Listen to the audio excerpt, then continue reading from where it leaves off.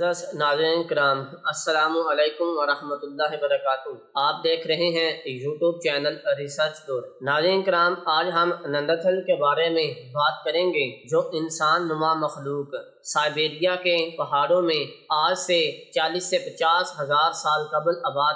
کیا یہ اب بھی پہاڑوں میں آباد ہیں؟ کیا انسانوں کی آخری جنگ نیاندرتھل کے ساتھ ہوگی؟ آج ہم آپ کے سامنے پیش ہوئے ہیں۔ موجودہ نو انسانی کے کزن اقرار دیے جانے والے نیاندرتھل انسان، جن کی نسل 40 سے 50 ہزار سال قبل دنیا سے ختم ہو گئی تھی، اس کے بارے میں ماہرین نے ایک دلچسپ انکشاف کیا ہے۔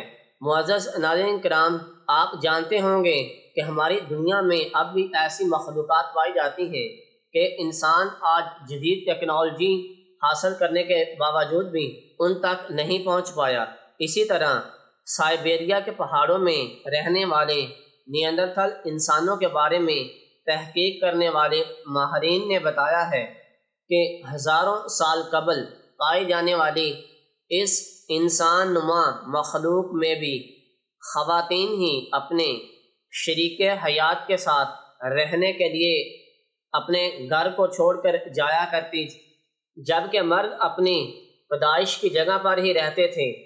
سائبیریا کے علاقے میں رہنے والے نیاندرتھل انسانوں کے ڈی این اے کے تجزیے سے ناظرین کرام معلوم ہوا ہے کہ ان میں سے 50 سے 60% سے زیادہ خواتین دوسری آبادیوں میں اپنے جنسی پارٹنرز کے پاس جایا کرتی تھی۔ ڈی این اے میں جنسی پارٹنر کے پاس رہنے کے لیے نیاندرتھل مردوں کی دوسری آبادیوں میں جا کر رہنے کے کوئی شواہد نہیں ملتے۔ آج ہم 21ویں صدی میں جی رہے ہیں اور آج کا ہمارا انسانی معاشرہ بھی اسی طرز حیات پر عمل کر رہا ہے کہ خواتین اپنے جنسی پارٹنرز کو تلاش کرنے کے لیے مردوں کے پاس جاتی ہیں اور مرد اپنے پیدائشی کی جگہ پر رہتے ہیں۔ ناظرین کرام، واضح رہے کہ نیاندرتھل آج کے انسانوں سے بے حد ملتے جلتے تھے۔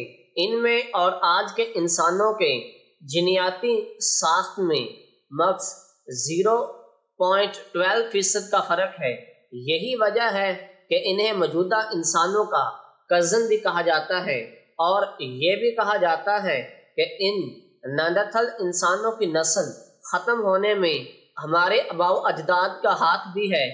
کہا جاتا ہے کہ انہوں نے نیاندرتھل کے علاقوں میں جا کر ان کا قتل عام کیا، جس سے ان کی نسل ختم ہوگی۔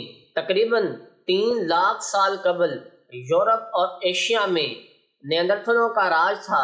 یہ لوگ شکار پر گزر اوقات کرتے اور پتھر سے بنائے ہوئے اوزار استعمال کرتے، اور اپنی ضروریات زندگی کو پورا کرنے کے لیے جنگلوں میں جا کر مختلف قسم کے پھلوں کو اکٹھا کرتے اور جنگلی جانوروں کا شکار کرتے۔ ناظرین کرام، یورپ کے مختلف مقامات پر کی گئی تحقیق میں یہ بات معلوم ہوئی ہے کہ نیاندرتھل کا آخری گروپ تقریباً یورپ میں 40 ہزار سال قبل موجود تھا۔